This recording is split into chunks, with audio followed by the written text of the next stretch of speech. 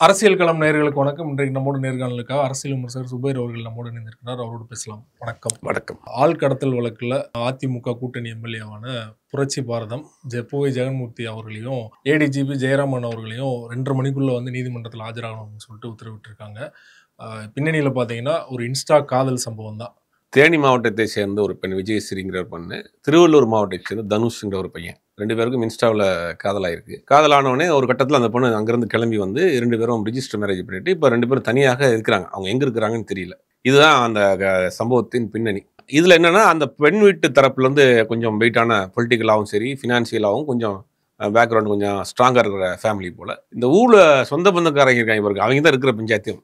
எத்தனையோ காதல் வந்து இன்றைக்கி வந்து அரேஞ்சு மேரேஜே இன்றைக்கி 1000 பிரச்சனையில் போய் நிற்கிது. எல்லாம் காசு பணம் எல்லாம் ஜாதகம் ஜோசியம் அந்தஸ்து எல்லாம் பார்த்து பண்ணுற காதலே இன்றைக்கி கல்யாணமே இன்றைக்கி எத்தனை பேர் நிம்மதியாக வாழ்கிறாங்கன்னு தெரியல. இப்போ அந்த பேரண்ட்ஸு சும்மா இருந்தாலும் அந்த ஊரில் இருக்கிறவனுங்க சொந்த பந்தங்கள் சும்மா இருக்க மாட்டாங்க. இதெல்லாம் இப்போ நானாக இருந்தால் நேரம் நாக்கு பிடிங்கிட்டு செத்துருப்பேன் பண்ணுங்க அப்படி சொல்லி ஏற்றி விட்டுன்னா அவங்க ஒரு பெரிய ப்ரெஸ்டீஜ் இஷ்யூ ஆயிடுச்சு. அவங்க ஆல்ரெடி 2 பேரும் மனம் ஒத்து போய் திருமணம் பண்ணி வாழ்க்கை தொடங்கி வாழ ஆரம்பிச்சிட்டாங்க. இருந்தாலும் இவர்களால் வந்து அந்த ஊரில் இருக்க முடியல. எந்த சொந்த பந்தக்காரன் இந்த பிரச்சனைகளுக்கெல்லாம் காரணம் வந்து மெயினாக வந்து இவங்க பேரண்ட்ஸ் கூட காம்ப்ரமைஸ் ஆயிடுவாங்க, சொந்தக்காரன் விட மாட்டாங்க. ஆனால் அதே சொந்தக்காரன் வீட்டில் அதே மாதிரி ஒரு விஷயம் நடந்தால் அவன் சைலண்ட் ஆயிடுவான். இதுதான் இன்னைக்கு ஒரு பெரிய பிரச்சனை. அது வந்து இன்னைக்கு பல இது வரைக்கும் ஆணவ கொலை வரைக்கும் போகுது. இந்த மாதிரியான பிரச்சனைகள் ஜாதி பெருமை தான், சொந்த பந்தங்கள், இதே ஜாதிக்காரன் சொந்தக்காரன் அதே சமூகத்தை சேர்ந்தவன் காசு இல்லைன்னா மதிக்க மாட்டான். உங்களை எந்த கல்யாணத்துக்கு கூட மாட்டான், நல்லது கிட்டது கூட மாட்டான், காசு 2 நாளைக்கு போய் வைக்கலன்னா அதுவும் கூட மாட்டானுங்க. அப்போ அந்த அந்தஸ்தை வச்சு தான் அவங்களை தீர்மானிக்கணும். அதை முதல்ல அவங்க புரிஞ்சுக்கணும். பொண்ணுக்கோ பையனுக்கோ நீங்கள் கேட்டதெல்லாம் வாங்கி கொடுக்குறீங்க, கேட்டதெல்லாம் படிக்க வைக்கிறீங்க, அவங்க தெரிஞ்ச வேணுங்கிற அவங்க பிடிச்ச வாழ்க்கையை ஏற்றுக்கிற போகிறாங்க. என்ன இருப்போது? நீங்களே பார்த்து திருமணம் வைக்கிறது எத்தனை திருமணங்கள்ல சந்தோஷமா வாழ்றாங்க. அப்படிங்கும்போது முதல்ல பேரண்ட்ஸ் வந்து இந்த அவேர்னஸ் வரணும். முதல் மனிதனே காதல்னாலதான் இன்னைக்கு இவ்வளவு ஜனத்தொகை பெரிய போய் கிடக்கு. ஆதாமேவாலே முதல்ல காதல் பண்ணதுனாலதான் இன்னைக்கு இவ்வளவு மக்கள் தொகை பெரிய போய் கிடக்கு உலகம் முழுக்க. அப்ப காதல்ங்கிறது ஒன்றும் நம்ம வந்து ஒரு தப்பான விஷயம். இப்ப பாருங்க, அந்த காதல் திருமணம் பண்ண அந்த ஜோடிகள் நிம்மதியா வாழ முடியல, இவங்களும் நிம்மதியா வாழ முடியல. இது எல்லாம் ஒட்டுமொத்தமா 2 குடும்பமே இன்னைக்கு வந்து மிகப்பெரிய ஒரு சிக்கல் ஆயிருக்கு. இது எங்க வரைக்கும் போய் யார் ஒரு இப்போ சட்டமன்ற உறுப்பினராக இருக்கிறவர், கட்சி தலைவராக இருக்கிறவர், ஒரு ஏடிஜிபியா இருக்கிறவர் எல்லாத்தையும் இந்த கேஸ்ல இழுத்து விடாங்க. இப்போ என்ன ஆச்சுன்னா, இப்போ அந்த பொண்ணை வந்து அந்த பையனை வந்து எப்படியாவது கூப்பிட்டு வந்து அதை காம்ப்ரமைஸ் பண்ணி இந்த பிரிச்சரணுன்ற முடிவில் பண்றாங்க போல. அதுக்கு இங்க இருக்கக்கூடிய ஒரு முக்கிய போலீஸ் உயர் அதிகாரிகிட்ட உதவி கேட்கறாங்க போல. அவர் அங்க இருக்கிற ஒரு டிஎஸ்பி ரேஞ்சில் உள்ள ஒருத்தவர்கிட்ட உதவி கேட்கறாங்க போல. அவங்க அப்படி கை மாறி அங்க இருக்கக்கூடிய ஒரு அன்னைக்கு புவை ஜெகன்மூர்த்திட்ட உதவி கேட்டிருக்காங்க போல. ஆனா அவருடைய ஆதரவாளர்கள்னா இவருக்கும் அவருக்கும் சம்பந்தமே இல்லைன்னு அடிச்சு சொல்றாங்க அவருடைய ஆதரவாளர்கள். ஆனா அவங்க சொல்றாங்க, கொடுத்த லேடியே சொல்லியிருக்காங்க நான் புவை ஜெகன்மூர்த்தி சம்பந்தம் கிடையாதுன்னு அபிடவிட்ல சொல்லியிருக்காங்க. அவங்க ஒரு வீடியோவும் போட்டிருக்காங்க. ஆனா அவரே தொடர்புபடுத்துறாங்க. இப்ப என்ன நடந்துச்சுன்னா, அந்த பையன், அந்த தனுஷ்ங்கிற பையனுடைய தம்பி, 18 வயசு பையன், 17 வயசு பையன், மேஜர் ஆகாத பையன், அவன் வந்து ஒரு போலீஸ் ஜீப்ல வந்து அந்த பையனை வந்து வீட்டுல வந்து இந்த தனுஷ் இருக்கான அந்த பையனை விசாரிச்சுட்டு இல்லைன்னா அந்த பையனை தூக்கிட்டு போயிருக்காங்க. உடனே இந்த அம்மா பத்திரி போய் ஒரு 100க்கு ஃபோன் பண்ணிட்டாங்க. 100க்கு ஃபோன் பண்ணி போலீஸ் ஹில்ஸ்லாம் வந்தோடனே போலீஸ் ஃபாலோ பண்ணி வரதுன்னு அந்த பையனை ஒரு இடத்துல ஒரு ஸ்டேஜில் இறக்கி விட்டுட்டு போயிடுறாங்க. அந்த பையனை கூட்டு வந்துடுறாங்க. அதற்கு பிறகு ஒரு பின்னாடி ஒரு பெரிய பஞ்சாயத்தில் நடந்திருக்கு. பஞ்சாயத்து நடந்து இது வெளியில் ஃப்ளாஷ் ஆயிடுச்சு அப்படின்ற போகிறப்ப தான் அவங்க போய் கோர்ட்டில் போய் அஃபிடவிட் பண்ணி இல்லை இவங்களுக்கு யாருக்கும் இவருக்கும் அந்த இதுக்கு அந்த சம்மந்தம் கிடையாதுன்னு எழுதி வாங்கிட்டாங்க போல. எழுதி அந்த அவங்க கொடுத்துட்டாங்க. அதை வந்து அவங்க வீடியோ போட்டாங்க சம்மந்தம் இல்லைன்னு. இதை தொடர்ந்து இந்த கேஸில் இவர் சம்பந்தம் யாரு, புவை ஜெகன்மூர்த்தி சம்மந்தப்படுறாரு, ஏடிஜிபி இருக்கக்கூடிய ஜெயராமன் சம்மந்தப்படுறாருங்கிற ஒரு செய்தி பரவலாக போகுது. அப்போ புவை ஜெகன்மூர்த்தியை விசாரணைக்காகவோ கைதிக்காகவோ அவர் வீட்டுக்கு போகிறப்ப அவருடைய ஆதரவாளர்லாம் திரண்டு போகிறாங்க. அவர் அங்கேருந்து தப்பிச்சு அவர் தலைமறைவாக போயிடுறாரு. முன்ஜாமீன் அப்ளை பண்ணுறாரு. எஃப்ஐஆர்ல ஒரு பேர் இல்லைன்றாங்க, இல்லைன்னு சொல்கிறாங்க. ஆனால் அவங்க போலீஸ் தரப்புல இருந்து ஒன்றும் என்ன கொடுக்க போகிறாங்கன்னு தெரியல. கோர்ட்டில் இன்னைக்கு அந்த கேஸ் முன்ஜாமீன் கேஸ் வருது. கோர்ட் இன்னைக்கு என்ன சொல்கிறாங்கன்னா, 2:30 மணிக்குள்ள அந்த ஏடிஜிபி ஜெயராமனும் இவரும் இங்கே கோர்ட்டில் ஆஜராகணும். அப்படி ஏடிஜிபி ஜெயராமன் ஆஜராகலைன்னா அவரை வந்து அரெஸ்ட் பண்ணி கூட்டுவாங்க அப்படின்னு நீதிமன்றத்தில் நீதிபதி ரொம்ப ஒரு காட்டமாக சொல்லிட்டார். இதுதான் இந்த வழக்கு. இது மாறி குற்றச்சாட்டுகள் சொல்லிட்டு இருக்கிறாங்க. இப்போ அவங்க தரப்புல இருந்து 2 பேரை கைது பண்ணியிருக்காங்க. பொன் வீடு தரப்புல பையன் வீடு தரப்புலையும் 2 பேர் ரிமாண்ட் பண்ணப்பட்டு உள்ள இருக்கு. இந்த கேஸ் வந்து கோர்ட்டில் இருக்கு. இதில் இவங்க மாதிரி இது ஒரு காதல் பஞ்சாயத்து தான். இந்த பஞ்சாயத்து எல்லா அரசியல்வாதிகளுடைய இடத்துலையும் நடக்கும். ஒரு இடத்துல ஒரு ஏரியாவில் இருக்காங்கன்னா அந்த ஏரியாவில் எம்எல்ஏவா இருக்காரு, பொதுச் செயலராக இருக்காருன்னா அவங்க காதல் பஞ்சாயத்துங்கிறது டெய்லி நடந்துகிட்டே இருக்கும். இதெல்லாம் வந்து பெரிய விஷயமே. திமுக அமைச்சராக இருக்கிற அவர் வீட்லேயே நடந்தது இல்லையா? இல்லை, எல்லா கட்சியுமே நடக்கும். அந்த ஏரியாவில் யார் வெயிட்டாக இருக்காங்கன்னா, இந்த வெளியூர்ல இருந்து அந்த ஏரியாக்குள்ள போறாங்கன்னா அவங்கள சொல்லி தான் அந்த பஞ்சாயத்தை முடிப்பாங்க. அவர்கிட்ட சொல்லி முடிச்சு விடுங்க அப்படின்னு அவர் கூப்பிட்டு 2 பேரும் காம்ப்ரமைஸ் பண்ணி பார்ப்பாங்க. முடியலங்க சேர்ந்து வச்சிருக்கோன்றாங்க. இது வந்து போலீஸ் ஸ்டேஷனுக்கு போகாமல் இருக்கிறதுனா குடும்ப பிரச்சனை, வெளியில போனா செய்தி ஆகுங்கிறதுக்காக இந்த மாதிரி ஒரு பிரச்சனை பஞ்சாயத்து எல்லா கட்சி ஆஃபீஸ்லையும் நடக்கும். அந்த மாதிரி ஒரு நடந்தது. இது கொஞ்சம் பிரச்சனை கடத்தல் அப்புறம் மீடியா அப்படிங்கிற மாதிரியான வெளியே போன பிறகு தான் வந்துருச்சு. இந்த பூவை ஜெகன்மூர்த்தியை பொறுத்த வரைக்கும் அவர் மூர்த்தியார் அப்படின்பாங்க அந்த ஏரியாவில். அவர் தான் வந்து இவங்க இருக்கக்கூடிய இன்னைக்கு தலித் தலைவருக்கெல்லாம் முன்னோடி. அவர் தான் முன்னோடி மட்டும் கிடையாது, அவர் தான் எல்லாருக்கும் ரோல் மாடலும் கூட. பாரஞ்சித்தே சொல்லியிருக்காரு இடத்துல எல்லாருக்குமே. பாரஞ்சித்தை தாண்டி நிற்கக்கூடிய அரசு தலித் தலைவர்கள், அரசியல் கட்சி தலைவர் எல்லாருக்குமே அவர் தான் ரோல் மாடல் மாதிரி. அந்த திருவள்ளூர் மாவட்டம் முழுவதுமே அவருடைய கட்டுப்பாட்டில் இருந்த ஒரு வழக்கறிஞர், பேசிக்காக வழக்கறிஞர், ஒரு பெரிய ஆற்றல் மிக்க பேச்சாளர், ஒரு பலத்தோட இருக்கிறார். அவர் இறந்துடுறாரு. அதற்கு பிறகு அந்த தொகுதியில் அவங்க சொல்ற ஆளு தான் தொடர்ச்சியா ஜெயிக்க முடியும். அது இல்லாமல் ஒரு லீகலாவே ஒரு டீம், பெரிய டீம் வச்சிருந்தீங்க. இறந்து போன ஆம்ஸ்டாங்கா இருக்கட்டும், பெரும்பாலான இருக்கட்டும், பலருக்கும் வந்து அவர் தான் ஒரு முன்னோடியாக இருந்தவர். பல பிரச்சனைகளுக்கு அங்க குரல் கொடுக்கக்கூடியவர், சட்ட ரீதியாக பேசக்கூடியவர், போராளி. அவர் இறந்துடுறாரு. அதுக்கு பிறகு புரட்சி பாரதம் கட்சியை வழிநடத்தக்கூடிய வேலையை வந்து அவருடைய தம்பியா இருக்கக்கூடிய இந்த ஜெகன்மூர்த்தியாருக்கு வருது.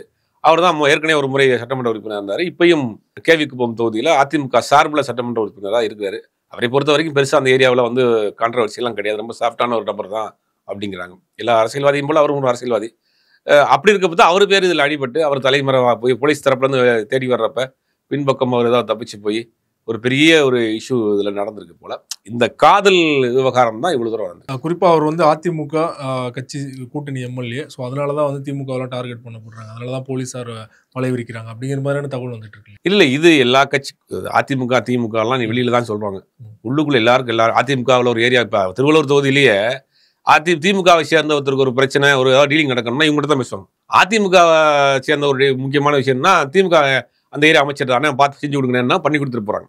இதெல்லாம் ஒரு மியூச்சுவல் தான். இதெல்லாம் வெளியே இருக்க தொண்டர்கள் தான் அதிமுக திமுக பாஜக நடிச்சுக்கிடுவாங்க.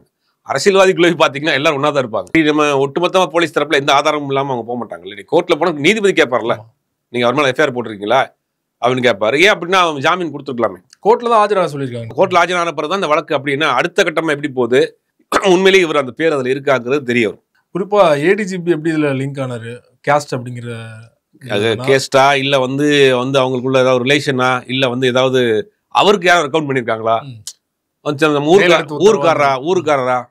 என்னன்னா உதாரணம் தஞ்சாவூர்னு வச்சுங்களேன். தஞ்சாவூர்காரர் யாராவது போலீஸ் டிபார்ட்மெண்ட் அந்த ஊரில் ஒரு பிரச்சனைனா நேரம் அந்த ஊருக்கு அவங்க போவாங்கன்னா இந்த மாதிரி ஒரு பிரச்சனை பண்ணி கொடுங்க அப்படின்னு அவர் ஒரு ஏசிட்ட சொல்லுவாங்க, ஒரு டிசிடி சொல்லுவாங்க, பண்ணி பார்த்து கொடுங்க அப்படின்னு. இதெல்லாம் நார்மல் நடக்கிறது தான். இது என்னன்னா காதல் விவகாரம், 2 குடும்ப பிரச்சனை. இது வந்து கோர்ட்டு கேஸ் போலீஸ்ன்னு போனால் வெளியில் வரும். நீங்களே பேசி முடிச்சு அவங்க முடிஞ்ச அளவுக்கு அவங்க பிரித்து வைக்க பார்ப்பாங்க. முடியலைன்னா ஆட்டோமேட்டிக்காக நீங்கள் போயிருங்க, அவ்வளோதான், நீ ஒன்றும் செய்ய முடியாது. 2 குடும்பத்துலையும் பேசலாம். நிறைய சம்பவங்களை சொல்லலாம். இந்த மாதிரியான காதல் போலீஸ் ஸ்டேஷனில் வந்து பாதி இது வந்து வழக்கே போட மாட்டாங்க. ஏன்னா இது வந்து ரொம்ப சென்சிட்டிவான விஷயம். 2 பேருடைய சம்மந்தம், 2 பேரும் மேஜர்னு நீங்கள் சொல்லிட்டீங்கன்னா அதை ஒன்றும் பண்ண முடியாது. போலீஸில் போயிட்டீங்க, போலீஸ் ஸ்டேஷனில் போயிட்டா அந்த பையனும் பொண்ணு நாங்கள் 2 பேரும் மேஜர் மனம் ஒத்து கல்யாணம் பண்ணி ரெஜிஸ்டர் பண்ணிட்டோம்னா போலீஸ் அவங்களுக்கு ப்ரொடெக்ஷன் கொடுக்கணும். இதுதான் ரூல்ஸ். நீங்கள் போலீஸ் ஸ்டேஷனில் போய் அதை வந்து என்ன பண்ணுவாங்கன்னா லீகலாக போக முடியாது. கோர்ட்டுக்கோ போலீஸ் ஸ்டேஷனுக்கோ லீகலாக போக முடியாது. நீங்கள் போலீஸ் ஸ்டேஷனில் 2 பேரும் தூக்கிட்டு வந்து வச்சுட்டாங்க, 2 குடும்பமும் இருக்குது. அவங்க வந்து நாங்கள் 2 பேரும் மேஜர் தான், நாங்கள் வந்து மேரேஜ் பண்ணிக்கிட்டோம், எங்களுக்கு சர்டிஃபிகேட் இருக்குன்னா போலீஸ் தரப்பு அந்த 2 குடும்பத்துலேருந்து விலைக்கு இவங்களுக்கு பாதுகாப்பு. அந்த மாதிரி பஞ்சாயத்துலாம் நிறைய நானே பார்த்துருக்கேன். 2 தரப்பு பேசிட்டு பஞ்சாயத்துக்கு போனேன், 2 தரப்புக்கு ஆப்போசிட்டாக போலீஸ் அங்கே ஸ்டேஷனில் மாறிடும். நாங்கள் வந்து 2 குடும்பம் பேசிட்டு வர்றாங்க, 2 பேரும் இன்ஃப்ளூயன்ஸ் இருக்குது, கூட்டு போகிறாங்க ஸ்டேஷனில். அந்த பையனும் பொண்ணும் தனித்தனியாக பேசுகிறாங்க. நாங்கள் 2 பேரும் கல்யாணம் பண்ணிட்டோம், எங்கள் ரெஜிஸ்ட்ரேஷன் இதெல்லாம் இருக்குது, சர்டிஃபிகேட்லாம் இருக்குது, கையிலேயே வச்சிருக்கிறோம், ஃபோனில் காட்டுறாங்க. நாங்கள் வெளியில் போனால் 2 பேரும் அந்த 2 குடும்பமே வந்து இது பண்ணிடுவாங்க. எங்களுக்கு நீங்கள் ப்ரொடெக்ஷன் கொடுங்க கேட்டாங்க. பஞ்சாயத்துக்கு போனால் உங்களுக்கு ப்ரொடெக்ஷன் கொடுக்க வேண்டிய கட்டாயத்துக்கு ஆகிப்போச்சு. இது மாதிரி நிறையா சம்பவங்கள் நடக்குது. இது காதல் பிரச்சனை, இந்த இன்ஸ்டா அப்படிங்கிறது தான் இப்போ அது வந்து ஒரு அப்படியே வேற ஒரு திசையை நோக்கி போகுது. அதுக்கு இந்த அளவுக்கு போயிருக்க வேண்டாம். அவங்க ஆல்ரெடி ஒரு அளவுக்கு மேலே நீங்கள் இப்போ ஒரு பொண்ணோ பையனோ காதலிக்கிறாங்கன்னா முடிஞ்ச அளவுக்கு நீங்கள் சொல்லி பாருங்க. உங்கள் பேச்சை கேட்கலையா, அவங்க வாழ்க்கையை தேர்ந்தெடுத்தாங்கன்னா விட்டுருங்கன்றேன். எதிர என்ன ஆயிரப்போகுது இந்த உலகத்தில்? என்ன கொஞ்ச நாள் வாழ போகிறாங்க, அந்த வாழ்க்கையை வந்து வாழ்ந்துட்டு போட்டுமே. நீங்கள் பார்த்து வைக்கிற கல்யாணம் எத்தனை கல்யாணத்தில் ஒன்றா வாழ்கிறாங்க. உங்கள் சமூகத்தில், உங்கள் ஜாதியில், உங்கள் மதத்தில், உங்கள் அந்தஸ்தில் எல்லாம் பார்த்து வைக்கிற கல்யாணத்தில் எத்தனை பேர் சரியாக உண்மையாக வாழ்ந்துகிட்டு இருக்கிறாங்க. ஆனால் இன்னொரு பக்கம் பார்த்தீங்கன்னா சோசியல் மீடியாவில் காதல் ஏற்பட்டு நிறைய பேர் வந்து மிரட்டப்பட்டிருக்காங்க, ஏமாற்றப்பட்டிருக்காங்க. இல்லை, அது அந்த இதுவும் இருக்குது. அந்த இதுவும் இல்லாமல் சோசியல் மீடியாவில் தப்பாக இதுக்காக பணம் பறிக்கிற விஷயங்கள் நடக்குது. தப்பாக வந்து இன்னைக்கு டெய்லி ஒரு செய்தி, இந்த டாக்டர் ஒருத்தர் ஏமாற்றி கொலை பண்ணிட்டாங்கன்னு ஒரு செய்தி வருது, இன்னொரு 2 பேரை கல்யாணம் பண்ணிட்டாங்கன்னு வருது. அதெல்லாம் தப்பாக நடக்குது. இது இந்த பையன் படிச்சிருக்கிறான், வேலைக்கு போகிறான், இந்த பொண்ணும் ஆசைப்படுது, 2 பேரும் திருமணம் பண்ணிக்கிறாங்க. அந்த பேக்ரவுண்ட் பார்த்து தப்பான பேக்ரவுண்டாக இருந்தால் நீங்கள் வந்து நம்ம கேட்கறதுக்கு அந்த பொண்ணோட வாழ்க்கை போயிடும் அப்படிங்கிற மாதிரியான ஒரு விஷயம், பையனோட வாழ்க்கை போயிருங்கிற மாதிரியான விஷயம் வந்தால் பரவாயில்ல. 2 பேருமே ஒரே ஏஜாக இருக்கிறாங்க, படிச்சிருக்கிறாங்க, வேலைக்கு போகிறாங்க, மனம் ஒத்து போச்சு. கொஞ்சம் நாளில் ஆச்சுன்னா 2 பேரும் குழந்தைங்க பிரச்சனை, 2 குடும்பமே சரியாக போயிடும். நாளைக்கு என்னன்னா இந்த மாதிரி பிரச்சனை நடக்கிறப்ப நாளைக்கு ஒரு காலத்துல அவங்க சேர்ந்து இருக்கிறப்ப இந்த பிரச்சனை வந்து கடைசி வரைக்கும் தொடரும். என்னைய வந்து உங்க அப்பா வந்து போலீஸ் ஸ்டேஷன் வரைக்கும் கூட்டு போயிட்டாரு, உங்க அம்மா வந்து போலீஸ் ஸ்டேஷன் அன்னைக்கு என்ன பேசினாங்கிறது இவருடைய பிரச்சனை தொடர்ந்து போய்கிட்டே இருக்கும். இதை பொறுத்த வரைக்கும் அதை சுமூகமாக முடிக்கிற வேண்டிய விஷயம் தான் அது. அது இவங்களா வந்து அதை பெருசாக்கி அங்கிருந்து ஆளை கூட்டு வந்து இங்க இருந்து போலீஸ் இதுல என்னன்னா அந்த சிறுவனை கடத்தலைன்னா இவ்வளவு பெரிய விஷயமா ஆயிருக்காது. போலீஸ், அப்புறம் அரசியல் பேக்ரவுண்டு, அப்புறம் ஃபினான்சியல் எல்லாம் சேர்ந்து இந்த பிரச்சனைகள் வருது. ஒரு பக்கம் போலீஸ் தரப்புல இன்ஃப்ளூயன்ஸு, ஒரு பக்கம் பொலிட்டிக்கல் தரப்புல இன்ஃப்ளூயன்ஸு, ஒரு பக்கம் ஃபினான்சியலாக பல லட்சங்களை கொடுத்துருக்காங்க, இவங்களுக்கு செலவு பண்ணியிருக்காங்க. எப்படியாவது அந்த பொண்ணை திருப்பி இது காப்பாற்றி ஊருக்கு கொண்டு போயிடறாங்க, பிரித்து ஊருக்கு கொண்டு போயிடணும்னு ஒரு பெரிய லெவலில் வேலை பார்த்துருக்காங்க. இப்போ இதில் தான் பார்த்தீங்கன்னா இது சம்மந்தம் இல்லாமல் ஒரு கட்சியோடைய தலைவராக இருக்கக்கூடியவர் சட்டமன்ற உறுப்பினராக இருக்கிறவருடைய பேர் அடிபடுது, ஏடிஜிபி அடிபடுது. இதுதான் இன்னைக்கு இந்த மத்தியானம் இந்த கேஸ் வருது. குறிப்பாக ஆணவ கொலை அப்படிங்கிறது தொடர்ச்சியாக தமிழ்நாட்டில் நடந்துட்டு, தமிழ்நாட்டில் மட்டும் இல்லை இந்தியாவில் அதிகமாக நடந்துட்டு இருக்குது. தமிழ்நாட்டில் மற்ற மாநில கம்பேர் பண்ணுறப்போ குறைவாக தான் நடக்குது. ஆணவ கொலைக்கு எதிராக வந்து ஒரு சட்டம் இயற்றணும் அப்படிங்கிற ஒரு குரல் தொடர்ச்சியாக எழுந்துட்டு இருக்கு இல்லையா? இல்லை, கண்டிப்பாக ஜாதி மறுப்பு திருமணம் செய்தவர்களுக்கு இன்னைக்கு அரசாங்க ரீதியாக பல சலுகைகளை முதலில் கொடுத்தது இந்தியாவிலே தமிழ்நாட்டில் தான். அவர்களுக்காக வந்து பல வேலைவாய்ப்பு இடஒதுக்கீடாக இருக்கட்டும், பல விஷயங்களே தமிழ்நாட்டில் செஞ்சது. அவர்களுக்கு சர்டிஃபிகேட்டே முதல்ல கொடுக்க ஆரம்பிச்சது வந்து தமிழ்நாட்டில் தான். இன்னைக்கு உள்ள சூழ்நிலை என்னன்னா, இன்னைக்கு அரசியல் ரீதியாக மக்களை வந்து சாதியாக பிரித்து வைக்கிறாங்க. அவங்க சாதியாக பிரித்து வச்சா தான் அந்த ஓட்டு நம்ம வாங்க முடியும் அப்படின்னு. நீங்கள் பார்த்தீங்கன்னா கடந்த 10 ஆண்டுகளில் சாதி தலைவர்கள் இன்னைக்கு அதிகமாக போயிட்டாங்க தமிழ்நாட்டில். பார்த்தீங்கன்னா ஒரு சாதி தலைவராக இருக்காருன்னா அவர் ஒரு பெரிய முடியை வச்சுக்கிட்டு 4 காரை வச்சுக்கிட்டு அவர் ஒரு ஹீரோ மாதிரி அந்த பகுதியில் காமிச்சிக்கிட்டு அவரை வந்து அவருக்கு ஒரு அடைமொழி ஒன்று வச்சுக்கிட்டு அவரை ஃபாலோ பண்ணக்கூடிய ஒரு கூட்டத்தை வச்சுக்கிட்டு அதெல்லாம் முதல்ல இந்த ஆட்களெல்லாம் ஒழிக்கணும். எல்லா ஜாதியிலையும் இருக்காங்க. அவங்கள பார்த்து நிறைய பேர் இன்ஸ்பயர் ஆகி அதே மாதிரி வீடியோ போடுறது, அதே மாதிரியான ரீல்ஸ் போடுறது, அவங்கள ஃபாலோ பண்ணுறது, அவர்களே தப்பான அவங்க என்ன சொல்றாங்க, அந்த மாதிரியான ஆட்கள் நாங்களே நிம்மதி இல்லாம தான் பயந்து போய் வாழ்ந்துட்டு அவங்களே அவங்களை காப்பாத்திக்கிற முடியாம தான் வாழ்ந்துட்டு இருக்காங்க சொல்லக்கூடிய எல்லா இந்த கேட்டகரியில வெளியில தான் பயமா இருக்குங்க. நாங்க தனியா போய் நான்லாம் ஹோட்டலுக்கு போக முடியாதுங்க, தனியா போய் நான் வெளியில போக முடியாதுங்க, நான் அப்படி 10 பேரோட தான் இருக்கிறேன்னு ஒவ்வொரு நாளும் பயந்து நீ அவர் எப்படி போய் அவங்க சமூகத்தை காப்பாத்துவாரு? அவரை காப்பாத்திக்கிறது தான் பயந்து போய் உட்காந்துருக்காரு. ஆனா இதை என்ன செய்யறாங்கன்னா, இந்த மாதிரி வரணும் அப்படின்னு ஒரு குரூப் வந்து பெரிய ரோல் மாடல் மாதிரி கடந்த 10 ஆண்டுகள்ல ஒரு பெரிய அளவுல தமிழ்நாட்டில் இந்த சாதி ரீதியான தலைவர்கள் அவர்களை வந்து ஃபாலோ பண்ணக்கூடிய கூட்டம் அப்படிங்கிறது ஒரு தப்பா ஒரு விஷயம் போயிட்டு இருக்கு தமிழ்நாட்டில். இப்படிங்கிறது ஆச்சரியமாக இருக்கு. ஒரு நடிகர் பின்னாடி போவாங்க, அது ஒரு கிரைஸ், அதோட முடிஞ்சு போயிடும். ஆனா இன்னைக்கு வந்து சாதிய தலைவர்கள் பின்னாடி, அது குறிப்பா சென்னை போன்ற சிட்டியில கிடையாது, சிட்டியை தாண்டி மப்சல்ல நீங்க போனீங்கன்னா ஒவ்வொரு சமூகத்துக்கு ஒரு தலைவர் இருக்காரு. அவர் தான் அவருக்கு அந்த பசங்களுக்கு ஹீரோவா இருக்கிறாரு. அவர் 10 கார்ல போறாரு, 10 கார்ல வர்றாரு. வந்து பாத்தீங்கன்னா அவர் வந்து ஃபிளக்ஸ் வைக்கிறாங்க, பேனர் வைக்கிறாங்க, அவர் குறிப்பிட்ட இதை வச்சிருக்காரு. அதை வந்து சாதி ரீதியாக போறாங்க. காதல் திருமணங்கள் மட்டும்தான் இதுக்கு முற்றுப்புள்ளி. இதை வந்து அடிச்சு ஒழிக்கணும் அப்படின்னா காதல் தான் முடியும். ஆனா அதுக்கே இப்போ அங்க என்னன்னா, அங்க வந்து பஞ்சாயத்து அவர் தான் பண்றாரு, அந்த சாதி தலைவர் தான் பஞ்சாயத்தை பண்றாரு. இன்னைக்கு இல்லை தமிழ்நாட்டில் இல்ல சாதிக்கு தலைவர்கள் இல்லாத ஆளே கிடையாது. அதுக்கு ஒரு தலைவர், அதுக்கு ஒரு 10 கேஸ் வாங்கினவர் ரோல் மாடலா இருக்கிறார்.